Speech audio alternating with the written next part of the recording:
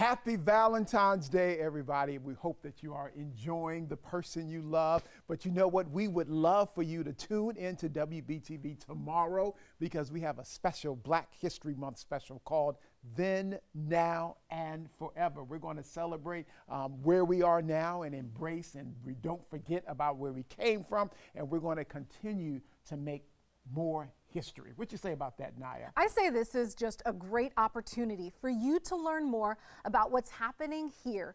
Then, now, and forever is what was, what is, and what is to come. Yes, and we have a lot of content in this hour. We took a trip to Charleston, South Carolina to view and visit the museum, International African American Museum.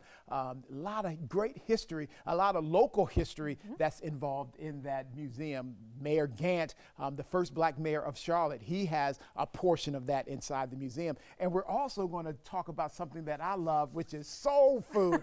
And Naya, you traveled to a special restaurant that's still up and running here in Charlotte. The oldest Black-owned restaurant in Charlotte. We're going to talk to them about their story. It's pretty amazing to see how they started and where they are now.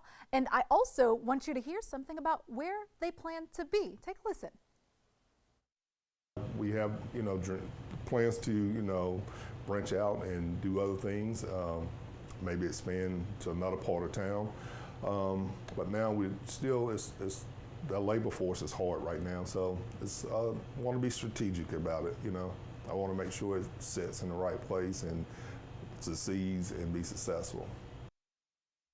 That was Jermaine Blackman, and he is with Chicken and Ribs, the co-owner. His family has owned that restaurant since 1952. Wow. And I guess that restaurant was in the Green Book. Yes. The Green Book, where it was a book where African Americans use to know where they can go and where it can be safe.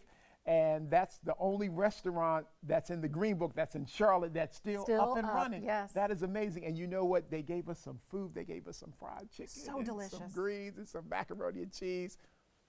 Yes. It was good. It was good. Yeah. And just like their story, they have helped to pave the way for so many other Black-owned restaurants. Yeah, and that's what we're talking about now and forever, because you also went to Leah and Louise. That's an up-and-coming African-American soul food restaurant. And so they were appreciative of how those other African-American soul food restaurants paved the way for them. And they said that they want to do it better. Yeah. They want to take it to the next level. Take it to the next level. So we get to hear from them. We're also talking about hair. We know how important that is to the Black community.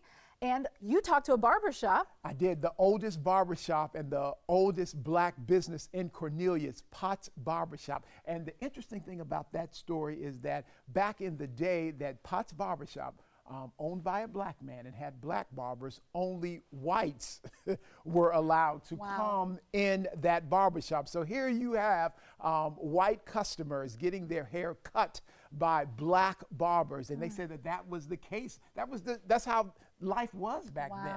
But then in 1972, a little Black boy went into that barbershop and said, "Hey, can I have a haircut?" And they said yes. And that was the start of when Blacks could start going into Potts Barbershop in 1972, not far ago. Yeah. So now that shop is thriving. It's in downtown Cornelius. It's there. The owner now, who bought the shop from his dad, he's like 87 years old, Gerald Mickey Potts, and you know what? He still cuts hair. He still cuts hair like, he only cuts like around 2 or 3 heads.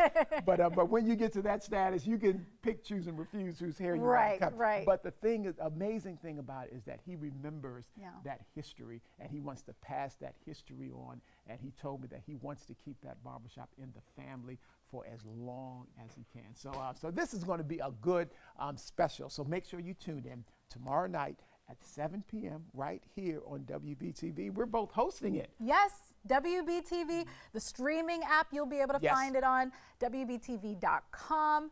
We are going to make sure you leave after watching that feeling a sense of appreciation for what is here in the place we call home. Exactly. And we want to make sure that you leave with motivated, inspired, and we want to make sure that you use your gift, talents, and abilities to continue to make a difference. And breaking news, we got to tell you, you got to tune in at 7 o'clock. Yes. There is something that's going to happen at the beginning of the show. that is going to just... Don't tell them. Don't tell them. See me tomorrow night at 7 o'clock right here. Thank you so much, and I hope you're enjoying your Valentine's Day. Be nice and be kind and love somebody today. How about that? Bye, guys. All right, we'll see you.